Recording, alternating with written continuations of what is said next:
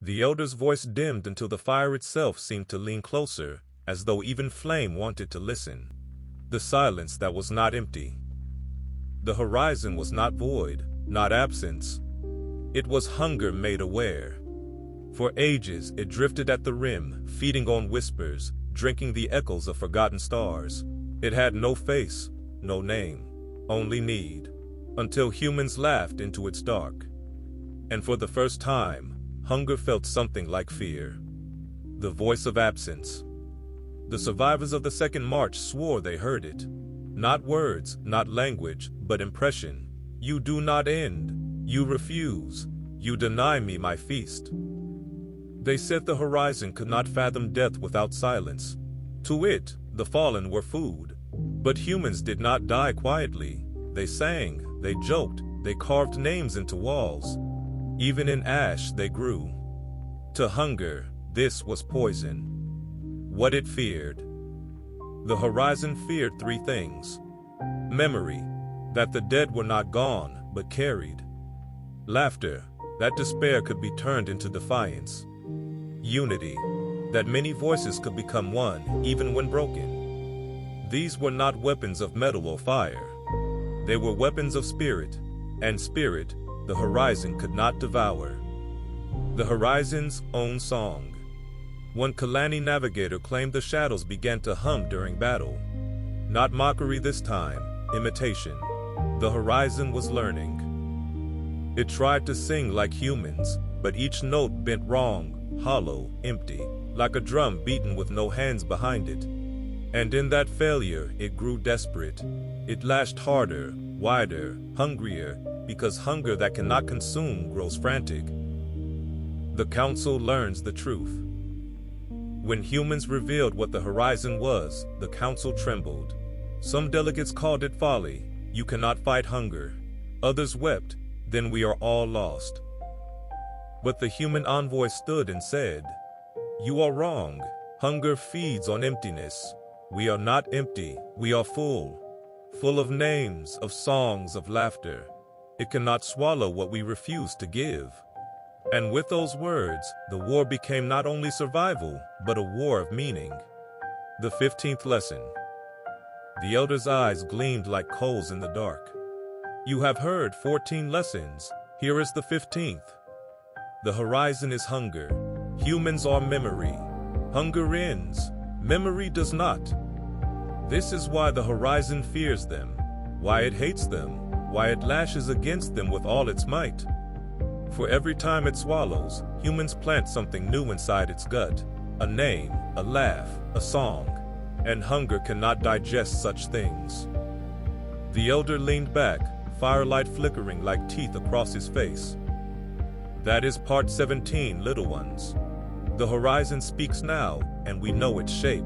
Hunger without end. But humans are the feast that will not be eaten. The elder's voice sharpened now, the firelight casting him in the shape of a commander, though he wore no armor. The call to arms. The council chambers shook as never before, not from argument, from resolve. For the first time in memory, no delegate called for delay. No core remnant sneered. No Toruan drummer beat alone. The Kalani, the Char, the Tarun, even the frayed core, all rose together. The decision was simple, terrible. March into the black drift, strike at the heart of the horizon, or wait for it to swallow the stars one by one. And so, the last march began. The Great Gathering. Fleets converged at Orthis Gate. Kalani carriers bristling with weapons, their holds still perfumed faintly of fruit. Torun drumships by the hundreds, their decks stained with blood and rhythm. Char war freighters, clawed and armored, roaring in anticipation. Even core cruisers, sleek and bitter, their banners stitched smaller than before. And at the center, the human fleet. Mechs repainted not with flags, but with the faces of allies. Hulls covered in chalk lists that stretched from bow to stern. Rooms of lists turned into armor itself. It was no parade. It was a funeral procession that had not yet chosen its corpse. The farewell. Before they sailed, there were rituals. Kalani mothers pressed fruit into human hands, saying, "Taste sweetness once more." Toruan choirs sang songs with no words, only heartbeat rhythms. Shar miners handed humans rough stones, saying, "Crush this when you return, so we know you lived." And humans? They smiled, tired, cracked, but real. They kissed children, carved names, made jokes too crude for polite halls, and when asked why, they said, "Because the dark hates laughter most." The crossing. The fleets crossed the gate into black. Stars vanished behind them, compasses spun, voices whispered, but this time, no one faltered. Kalani navigators sang louder. Toruan drummers doubled their rhythm. Shar warriors clawed the decks, marking their fury into steel. And humans laughed again, daring the dark to answer. The first clash. The horizon surged, thicker than ever, shapes vast as moons, faceless and endless. It struck with whispers, with mimicry, with hunger. Ships vanished whole, drums shook apart, compasses shattered. But the galaxy did not scatter. They pressed forward, every loss answered with song, every silence filled with rhythm, every whisper drowned in laughter. For the first time, the horizon met not scattered prey, but a wall, the room of names. In the heart of the human flagship, the custodian's song was carved into the wall. Beneath it, every allied name lost since the ash hour. Pilots touched the wall before launch. Drummers pressed bloody hands against it. Navigators whispered to it. And when battle grew darkest, the wall itself became a beacon, lit with the names, glowing into the void. Even the shadows hesitated, as though they could feel the weight of memory pressing back. The 16th lesson. The elder's voice rose, the fire snapping as if in salute. "You have heard 15 lessons. Here is the 16th. When humans march, they do not march alone. They carry every ally, every name, every fallen. Their laughter is not just theirs. Their songs are choirs of the dead. Their drums are the heartbeats of children unborn. This is the last march, not a fleet, not an army, a galaxy walking forward inside human steps." The elder's eyes gleamed, tears and fire mixing. That is part 18, little ones. The last march has begun, and the horizon trembles, for it has never faced prey that refused to scatter, prey that marched into its mouth with songs on their lips. The elder's voice shook now, not from weakness, but from the memory of something so vast that even retelling it strained the tongue. The fire crackled as though answering his words. The Black Sea of Battle. They sailed deeper into the drift than any had dared. Stars vanished. The void itself seemed thicker, viscous, as though space had turned into sea. And then it came. The horizon rose, not as ships, not as shadows, but as a wall of hunger, endless, faceless, swallowing light. It drummed with every voice ever lost. It laughed with every echo ever stolen. It whispered every name in every tongue, all at once. Whole fleets faltered, even humans staggered. For a moment, it seemed the galaxy would drown. The chorus of defiance. Then the drums answered. Toruan hands split and bled, but the rhythm thundered. Kalani navigators sang until their voices cracked, their maps forgotten, only melody guiding ships. Shar warriors slammed claws against steel, roaring names until their throats tore. And the humans, oh, the humans, they laughed through tears, sang through blood, shouted obscenities and lullabies alike. One mech pilot roared, "If you want my name, you'll choke on it," and charged alone into the tide. It was not harmony, it was chaos, glorious, furious, defiant. And the horizon reeled. The wall of names. At the heart of the human flagship, the room of names blazed. Every name ever written, allies, enemies, lost children, forgotten laborers, glowed with fire stolen from the engines themselves. The shadows struck it, clawed at it, tried to erase it, but the names did not fade. The wall burned brighter, brighter still, until the void itself seemed lit by memory.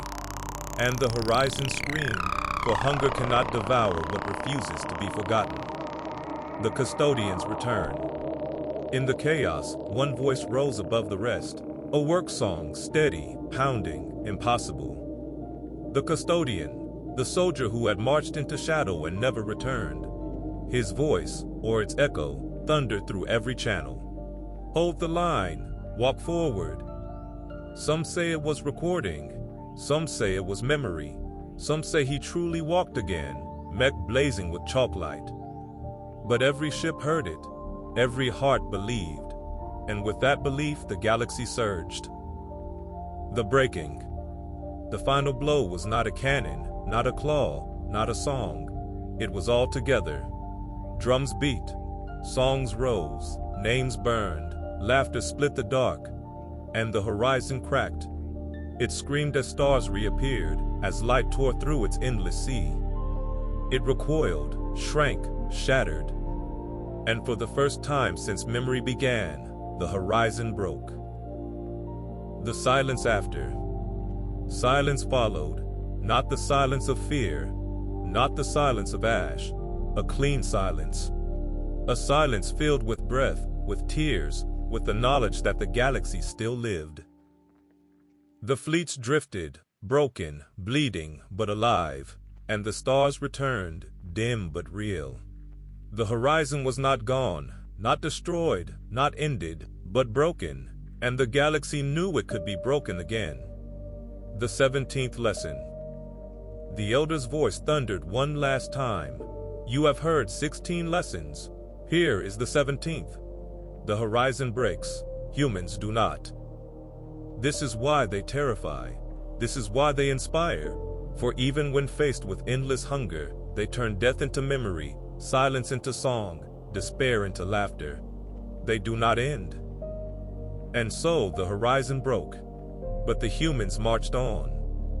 The elder leaned back, tears hot in his eyes, the fire a mirror of the stars reborn. That is part 19, little ones. The breaking of the horizon. The greatest battle the galaxy has ever seen. And though the war is not gone, though shadows still linger at the rim, the galaxy knows now, we can win, because the humans showed us how. The elder's voice was softer now, no longer thunder but embers, glowing steady and low. The children leaned close, as though gathering the last warmth before the night. The aftermath. The breaking of the horizon left the galaxy ragged.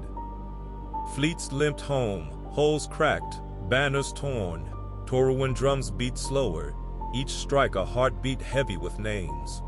Kalani orchards grew wild, untended through the war, branches heavy with fruit both sweet and rotted. Shar mines echoed hollow, their strongest warriors still in the dark.